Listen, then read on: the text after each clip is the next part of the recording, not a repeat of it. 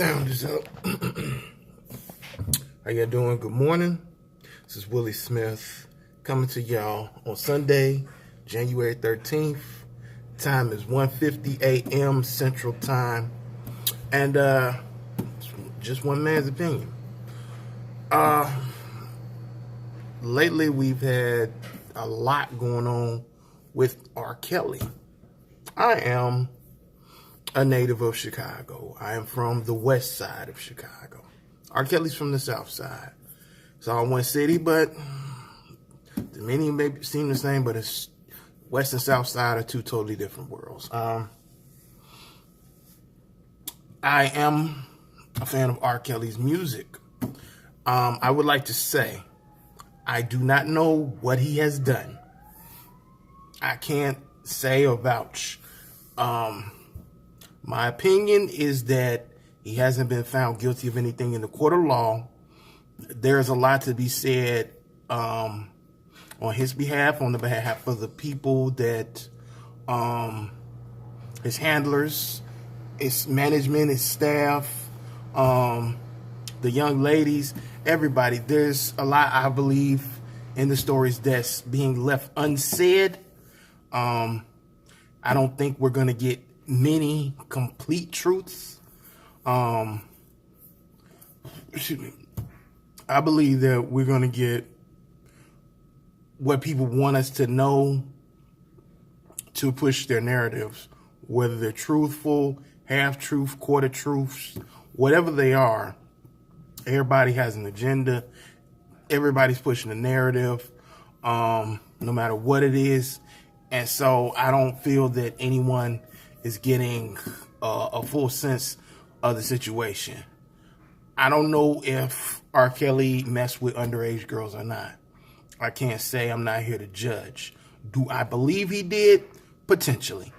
Do I know? I don't. I was not in any room. I didn't engage. I did not see. So I don't know. I do recall there being a video that was released and recorded that he went to trial over in 2008. From what I saw on the video, it was of very poor quality. There was a man in the video that appeared as if he could be R. Kelly. As I said, the video was poor quality, so I cannot make a accurate, in mind. So if I can't say, I'm not going to go with that. Am I going to say that the man looked like he could have been R. Kelly? Looks like it could have been. But then again, I can't say for sure. I have seen R. Kelly in person. I haven't met R. Kelly in person, but I have seen him. In 2006, he did, it was a football classic here in Chicago, and I was working as a event staff. So I have seen him face-to-face in person. So, that being the case, I can't say what he looked like naked or nothing like that because, I ain't in none of that. But if he did the things that they're saying that he did, I have no sorrow for him. He deserves whatever he gets. Hopefully, the law takes him off the streets, gets him some counseling, put him in prison, and he can pay for his crimes to the victims and the victim's family if he's guilty of those things. I wholeheartedly hope that any victims are compensated and that they're able to heal and, get past anything that he's done if that's the case. If he hasn't done what they said to the extent that he said or whatever, then I hope that their lies are found out. That's what it is. At this point in time, as I said, there's nothing that's been factually proven. Everything's circumstantial, word of mouth. So that's all I can, go with. Many people are mad at other people because they're not going to stop playing R. Kelly's music, mute R. Kelly, whatever. Stop supporting R. Kelly, stop supporting R. Kelly music, events, concerts, shows. His streams, I believe, went up 116%. So he's been receiving a lot of the algorithms are off the hook. There's been a lot of searching, playing, downloading, etc., streaming for him from YouTube to Spotify and so on. And I'm sure, internet searches are up too. So there's a lot involved. That being the case, he's receiving a lot of attention. His birthday was earlier this week. I think that some people are overdoing their disdain or maybe hatred, dislike for R. Kelly, and not allowing the legal process to take its place. Because the fact is this, people are calling and, places and venues that he's appearing at, or, coming to enjoy himself. He still has that right as a free man. And there were venues that are, 30 plus, so ain't gonna be no underage women in those places. But that being the case, there are people that are calling. I believe he went to a club, I can't remember the name, B75 or something like that, on the night of his birthday, and they called and said he had a warrant. And the police showed up, checked. He had no warrant. After that, I believe he was at the Trump Tower or something like that, and police were called there. And earlier on Saturday, there's people outside of his West Side studio that were pro R. Kelly and anti R. Kelly, and they clashed. And my thing is this: for those that are anti R. Kelly, you have a right to your feelings, but I think you have to display that energy in a positive manner. Doing things like that, calling the police, that's needlessly using resources. Okay, those police could be doing, if that something's going on and R. Kelly's involved, and you know for a certainty he can get caught up and get caught dead at the rights, so be it. Call the police, let them know, okay, a crime is being committed and he's a part of it, and get him caught up. But not, he's at a venue or he's at a place, so we're going to send the police to try and ruin it and all that. Don't do that. I don't believe people should do that. Reason being is this: when it's said and done, like I said, police, resources are needed. Eventually, if it's consistently and continually done, then they're going to get to a point where they're going to say, okay, this is just another prank call. And it could get to a point where there actually is something that, could be wrong, or, could legitimately, the police need to be called about that he could be doing wrong. And they get to a point where they put it, on a non-priority list, or it doesn't happen, or, it could be something that's needed, or it could be taking resources from somebody else that could actually need the police. I ain't a police person, so I don't really. But in any case, people feel that the police are needed, and there are other things that they could be doing besides going on false calls. So I think that the people that, want to mute R. Kelly should stop that. My thought, I'm not necessarily a visionary, but boycott the record companies. There's 1,000 other things you could do. Of course, it's I think it would be redundant, considering the fact of the level of support that he has, or the level of fandom that he has. It spans generations. So that being the case, it's probably difficult to completely stop, people from liking the man, because every hit isn't a raunchy, nasty, sexual type song.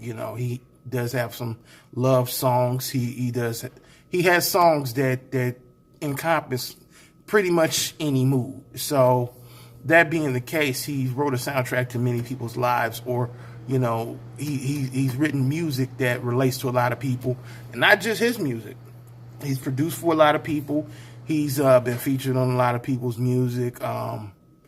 He's written for a lot of people. So, I mean, that also lends to me that if a lot of people sit up there, and say, okay, well, you listen to the music, you support the man. No, not necessarily.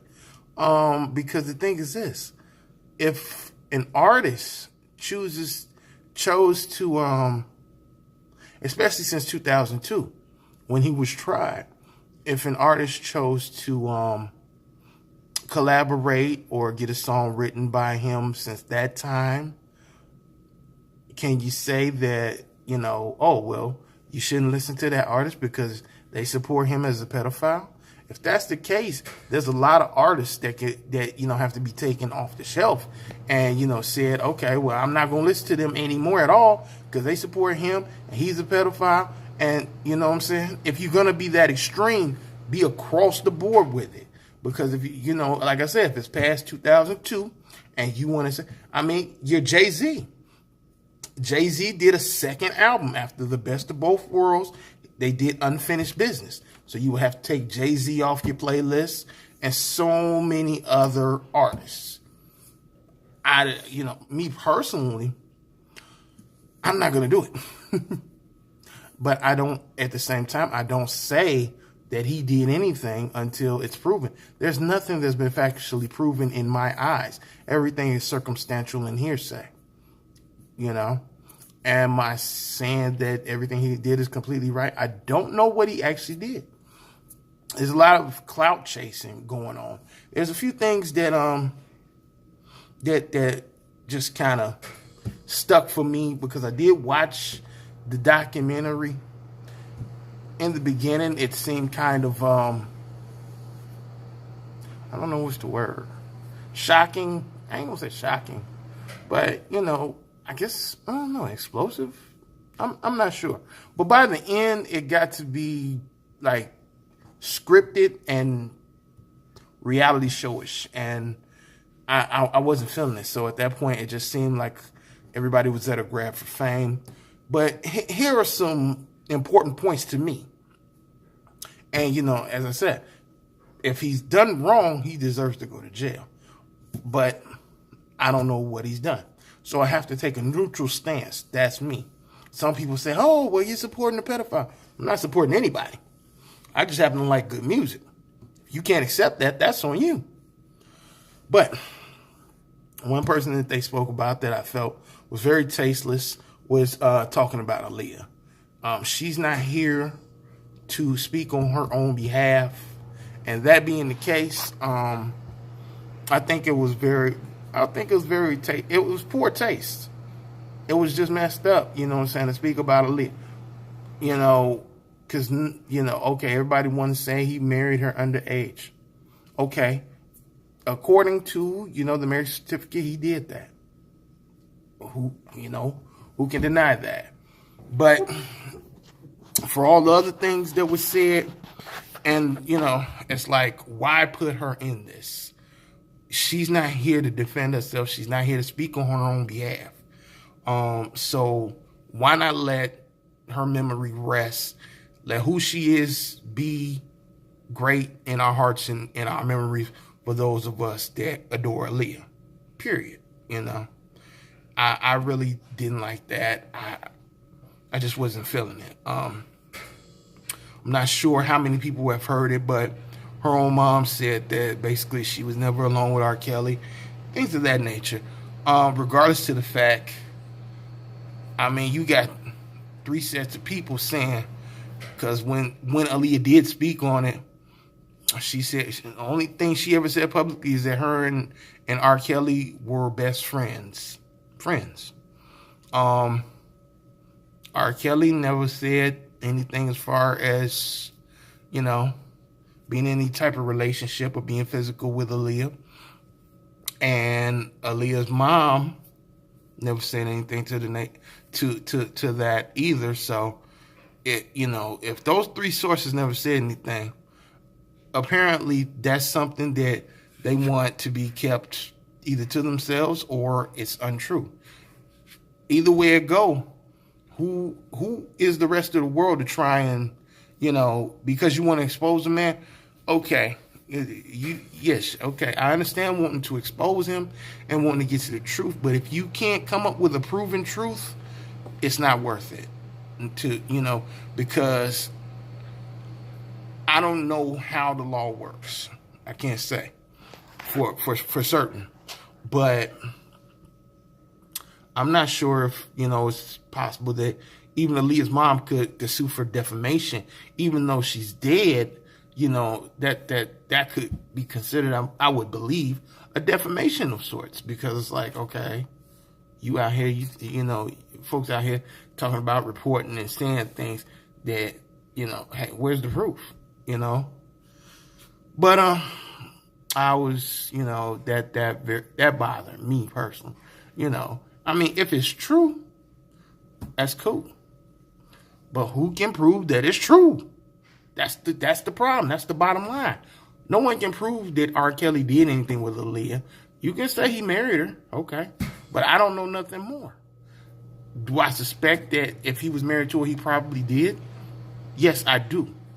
But the thing is, I can't prove anything. All it is my thought. So, for what it's worth, that's not enough to put that out there and say, oh well, they were sexual, they were physical. The second thing that, got me was a young lady in the documentary, a woman in the documentary named Ashanti McGee. Her own daughter claimed that her allegations were false and all money based. So my thing is this: what does her daughter have to gain from that? Because she also said that even after leaving R. Kelly, that Ashanti McGee would still go to R. Kelly concerts. Now, this is one of the grown women that said that R. Kelly did things, abuse and all that, to her as a grown adult woman. Now, my thing is this: why would you completely gotten away from R. Kelly as a whole, and he's this monster, he's this abusive person, okay, but he's not dealing with you and you're not dealing with him. You don't have to do anything. There's no expectation.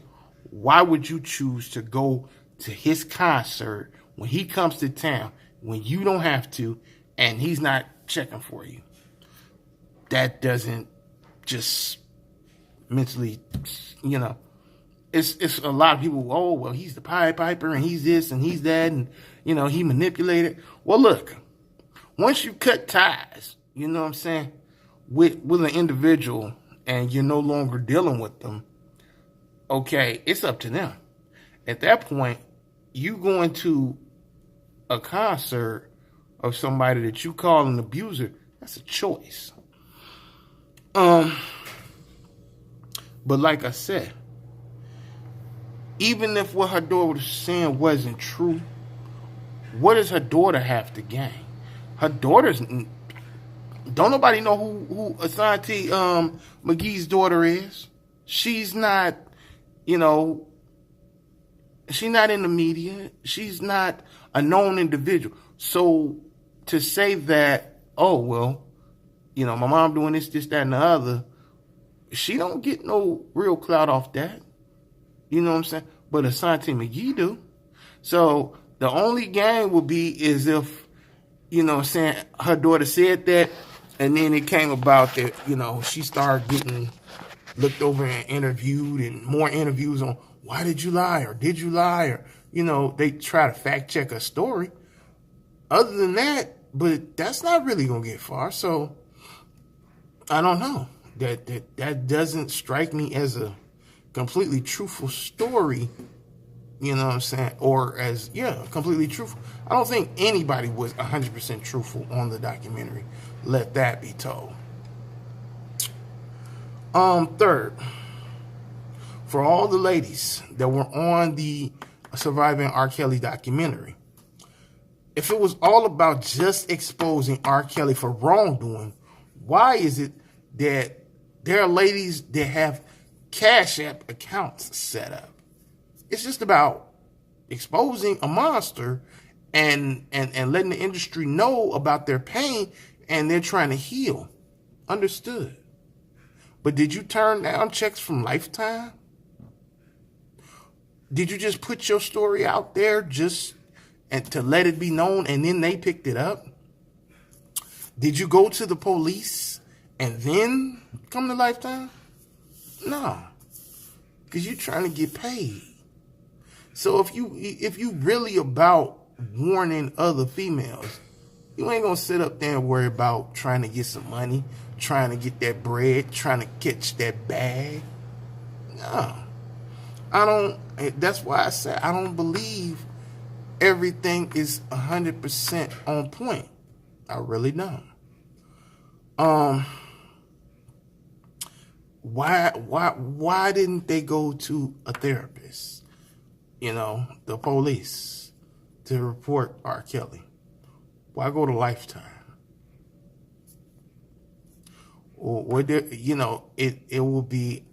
I would think it would lend more credibility if they'd have went to the police, and even if the police didn't listen, didn't make a report, didn't investigate, they could have that on file and say, okay, well, I went to the police on this day when I got away from R. Kelly, and the police didn't listen and they didn't follow up, and the district attorney or prosecutor didn't follow up, and I did my part before reporting it or before giving my story to Lifetime, or I went to see a therapist to try and help me, None of these women, this was something that none of these women said. So it kind of lends me like, okay, but y'all coming to Lifetime and telling Lifetime this. Why? If it ain't for money. How many of y'all turned down the checks that Lifetime gave? That's what I like to know. I would also like to know about why Lifetime didn't show the footage of Jocelyn when she was out in Los Angeles. Now, R. Kelly's supposed to be having a cult at his house, I think in Atlanta and in the suburb of Chicago or here in Chicago. I don't know. Wherever he's supposed to live. He can stay getting evicted out of places. But Jocelyn was in L.A. Now, she was with the other girl. I can't remember her name. But my thing is, she was out there, and she's out there. They was out there by themselves. Now, my thing is this. It ain't no, if it's a sex cult or whatever, and she's being held and don't want to or whatever, she can leave. They're saying she's brainwashed. I don't know what kind of brainwashing, but if you being abused, okay, well, whatever. But at the same time, she had the chance to escape. Both of them had the chance to escape. The one girl left and went back. You know what I'm saying? So, I mean, I just ain't feeling that whole victimization and that Stockholm syndrome. I understand it, but to a point I don't. You're going to say, okay, well, I've been victimized, and whatever, but I'm going to go back. Can't be that bad unless you like it. You know what I'm saying? I don't know. Last but not least, if journalism is unbiased, that's what many try and act like, journalism is supposed to be unbiased and balanced like this fake-ass justice system we got in the United States. Why haven't any media outlets reached out to R. Kelly to get his side of the story? I mean, if you know what I'm saying? If you want to be balanced and you want to, get ratings and you want to be fair to both parties, why is it no one saying, well, we're reaching out to R. Kelly and his camp and his representatives, his lawyer, whoever, and, give him the chance. Excuse me. And if he doesn't want to, okay, then at least he's had the chance. But I haven't come across a media outlet. I'm not saying that there aren't any. I haven't come across any major media outlets that have said, "Oh, well, we want to talk to R. Kelly," or we, you know what I'm saying, make it major. No one's saying that. No one's doing that because they want this narrative of R. Kelly. Now, whether it's true or not, I don't know. But I think it needs to, people need to calm down. Like I said, earlier today, there was a clash between pro and anti R. Kelly supporters. And the thing about that is, for the anti R. Kelly people, you can't just keep going around the city and harassing the man. You know why? Because he does have actual fans, and the people who are fans are vigilant, and they're probably potentially more aggressive than anti R. Kelly fans. And they outnumber actual anti R. Kelly fans. So it would be best to do things through other means than being physical and getting in people's faces and calling police falsely and things that are very unethical and irritating. Now I understand, but that people want to do things and they want to be vigilant, and I can respect that. But there is a method and a channel to doing those things, and if you do them in a way that is going to cause conflict, then you should change the way that you do that. Because, okay, eventually a fight gonna break out, some gunshots gonna break out, somebody gonna get hurt or beat down if it keeps happening and people are in large groups and they're coming at this man. Because, okay, he still is to many a hometown hero. You know what I'm saying? So don't forget that. Okay, so continue. You want to speak out against R. Kelly, you want to mute R. Kelly, so be it. But try and do it in a way that you're not gonna piss off people that may act some type of way and things get into a frenzy and become violent. I hope everybody, can have a positive outcome to the situation. The ladies, R. Kelly, his staff, everybody involved. I hope there's a good outcome. I don't know what it could be, but I hope I wish everyone the best. But I think that, it has to be a mature way to handle things for those that are online, that are anti R. Kelly people. Stop saying that because someone likes his music that they support pedophilia, because that's not the case. You can't make that judgment. So, this is Willie Smith, just one man's opinion, signing off. Y'all have a good morning.